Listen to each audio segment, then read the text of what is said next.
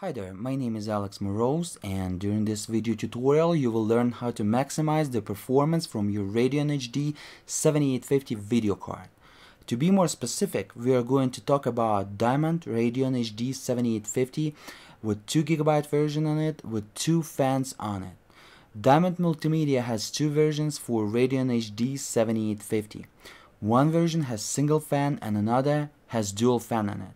I suggest you to buy a dual fan version of Diamond Radeon HD 7850 2GB, and I hope you did. Dual fan version can operate cooler and quieter due to lower rotation per minute on each fan. Dual single fan version will need to compensate the same temperature but with the higher rotation per minute, which is of course generates the more noise. So dual fan version is a great choice for a video card because it is quiet comparing to a single fan version video card. So keep this tip for future video card shopping. So today we are going to talk about maximizing the performance from your video card, which is Radeon HD 7850. So how are we going to do so?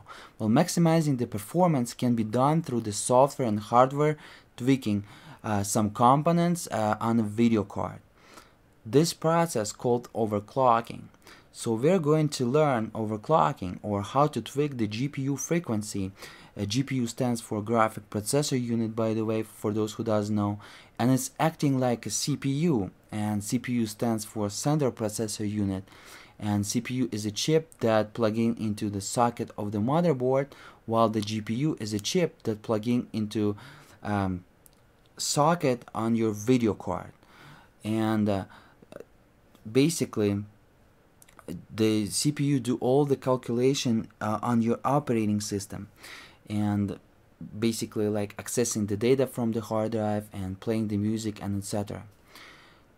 Like playing the music, I mean not the playing itself music, it goes through the audio card, but basically processing the music to a video to the audio card, or processing the graphics, some part of the graphics to a video card.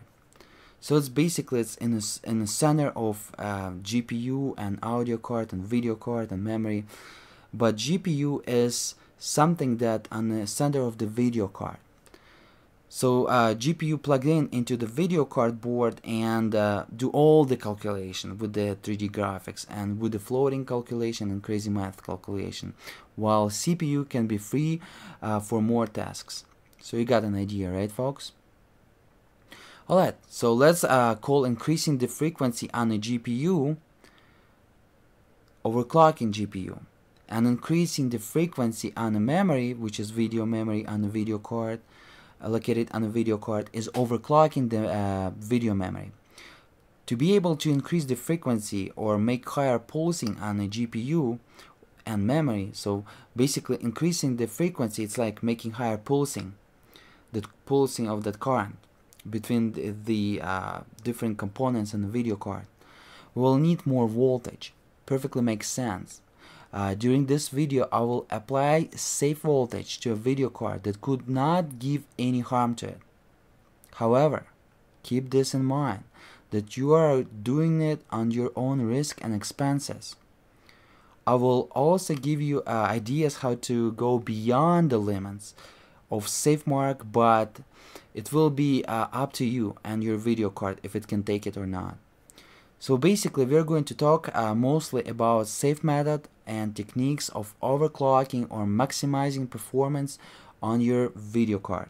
Please keep in mind that method and techniques that I will teach you in a second can be applied to any brand of Radeon HD 7850. Some of the techniques can be applied to a different series of video cards like Radeon HD 7870, 7950 and even 7970. Alright, so let's go ahead and learn how to overclock. The first step what I'm going to ask you will be to Google for 2 popular freeware softwares in overclocking community. They're free and easy to understand and use, and I used those softwares for about 5 years and had no problems at all. Those 2 software called MSI Afterburner and GPU-Z. After your download of software is finished, go ahead and install it. Alright, I'm assuming that you downloaded and installed the software. you can see the icons on my desktop in the left corner right here. However, icons may change from time to time, but you got an idea, right? Now I'm going to give you a brief introduction to a software and what we are going to do with it. Let's go ahead and open GPU-Z. Excellent tool and free, by the way, that holds the full information about your video card, all the information that you need to know. We're looking our card at manufacturer stock values right now, so this is going to be our default settings, so please keep that in mind. You can see the video card series, GPU chip code name, technology, release date, BIOS version, device ID, ROP units. What is the ROP unit? Let me just give you a basic introduction. It is processed pixel fragments that are stored in a card memory or video memory, GDDR5, ready to be resolved into completed screen pixels for output onto your display. This task is handled by ROP units, which are inside of your GPU. So just little units that are inside of your GPU before the pixel getting rendered on the screen. So you got an idea, right? The more those pixel ROP units you have,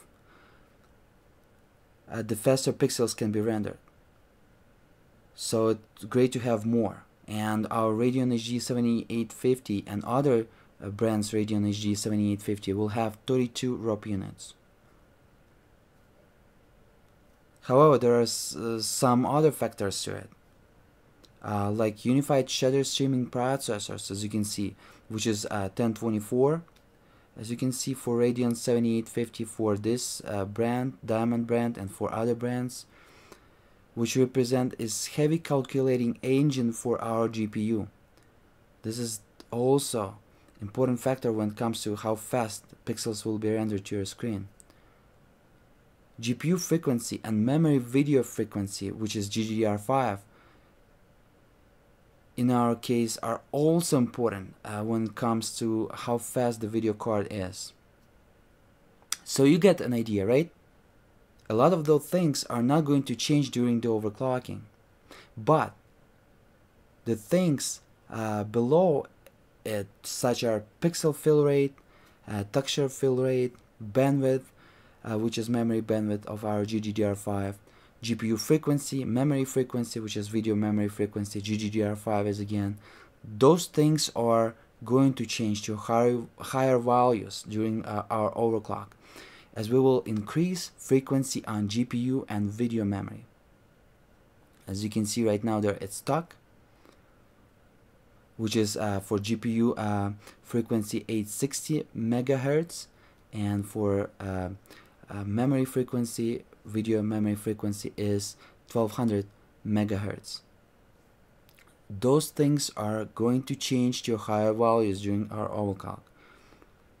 Of course, it will result into higher calculation processing and higher frame rates in the games. So keep an eye on those values while you're overclocking to get approximate results of performance for overclocking. Keep an eye. But as again, it is approximate, and in the different games it will be reflected totally different. So also test it with some benchmarks after each overclock to get an idea what is your performance boost, and GPU temperature is a great idea. Alright, let's go ahead and see how we will increase the voltage, frequency, increasing the frequency on GPU and increasing the frequency on the video memory, which is GDDR5, and learn how to do a simple and advanced overclocking, because I feel like we are already knowledgeable about the technology that is behind the video card cover. Right, guys? Alright, let's go ahead and jump in. You want to click the right click of your mouse button somewhere on the desktop away from icons. Make sure you're not clicking on the icon. And select Catalyst Control Center, just the way I do it. Keep in mind that this is the name in Catalyst Valve 11 driver. AMD may change the name maybe in a year or so. Everything is changing in these days, right? But we need to learn how to adapt. But get an idea what you're looking for. And the basic idea is that you're looking for GPU frequency values, memory frequency values, and power voltage values, which is power control settings in our case for Catalyst 12.11 driver. So the next thing what I'm going to do is click on performance tab like so, and click on AMD overdrive tab like so. However, this may change in a year or so, as again, it depends when you're watching this video. But as again, you got an idea of what you're looking for. An idea is GPU frequency, memory frequency, voltage, and fan control. It will open a lot of options to tweak and monitor, as you can see over here. As again, we're looking to tweak GPU clock values, memory clock values, power setting control or voltage, and the fan rotation values in the manual control. So we can make our video card quiet by decreasing fan speed rotation values, or to make it cool by increasing fan rotation values. Manipulating fan values option is available. If you will select manual fan control, just check mark it. First thing what we are going to do when we are overclocking to give more power voltage throughout our power setting control. So video card will be stable at adjusting GPU frequency and video memory frequency, and will have enough of voltage to do so. The next thing we are going to manipulate with GPU frequency values by adjusting it plus 10 MHz steps. This is my law when I'm overclocking video cards. Adjust your GPU clock by plus 10 MHz steps and then test it. I can tell you that 1000 MHz will be stable with plus 20% on our power setting management voltage increase. But you're welcome to increase it by 10 plus 10 MHz steps all the way till you will reach your maximum stable GPU frequency by testing it with 3D Mark, Benchmark, or with your favorite games. If there is no freezes, adjust it by plus 10 MHz more and test it again. If you see the freezes or blue screen or black screen, or computer will restart after 20 minutes of playing your favorite game, then you will need to decrease your GPU frequency by 10 MHz or minus 10 MHz. Just, take away 10 MHz and then benchmark it and test it again. Make sure it's stable. If it's continuous unstable, again back up by minus 10 MHz more. Don't worry, it will not hurt your video card. It is designed for it. Find your maximum stable GPU clock.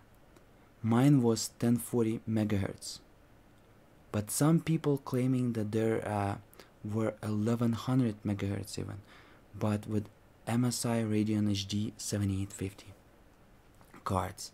So you may get lucky to have it too. However, 1000 MHz stable GPU clock is possible for 99% Diamond Radeon HD 7850 GPU chips out there. Cool news, huh, folks? So go ahead and set it to 1000 MHz at least. It is what manufacturers saves to make sure video cards are stable enough. It's just their gap, safety gap, I will call it like that. For Diamond Radeon HD 7850 2GB Dual Fan Edition video cards, I suggest you to manually set fan to 40% for up to 1050 MHz. That's what I tested, and my maximum temperature and maximum load was 70 degrees Celsius after 3-4 hours playing Battlefield 3. It will be cool and quiet for sure. If you're looking to increase your GPU frequency beyond 1050 MHz, then you will need to increase your fan to, I would say, 60%, but you can try 50%. And watch the temperature in MSI Afterburner utility with GPU temperature in OSD or basically enabled, so you can see it rendered to the screen while you're playing your favorite game. You can see the temperature of the GPU monitored, or if you're testing it through the 3D Mark Vantage benchmark. We will talk about MSI Afterburner in a minute or so, and I will explain to you much better. I hope you got an idea, right? After finding maximum stable GPU clock, it is time to move to your video memory GDDR5 overclocking by increasing memory clock frequency. As again, my law for overclocking the video memory is plus 20 MHz steps increase. GPU plus 10, memory plus 20 MHz steps increase, till I will find the maximum stable frequencies. Plus 20, plus 20, plus 20. If it's artifacting, back up, minus 20, and etc. till it's stable. I would say that 99% of Radeon 7850 will have GDDR5 memory that is capable of 1300 MHz at least. And Diamond Radeon HD 7850 dual fan ones will go to 1400 MHz easy. So go ahead and set it to 1400 MHz. Test it. If it's stable, then go ahead and increase it by 20 MHz. Test it, stable, increase it by 20 MHz, test it, stable. Mine was stable up to 1450 MHz all the way.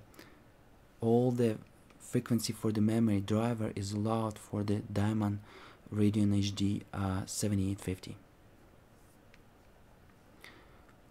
As again, tested for about 30 minutes on GPU and memory in the 3D Mark Vantage or your favorite games. When memory is not stable, it shows artifacts like little dots or lines on the screen. You can see it's like an awkward pixels. You will see it. If you see that, please decrease your overclock by 20 MHz, minus 20 from the value that you have, and test it again.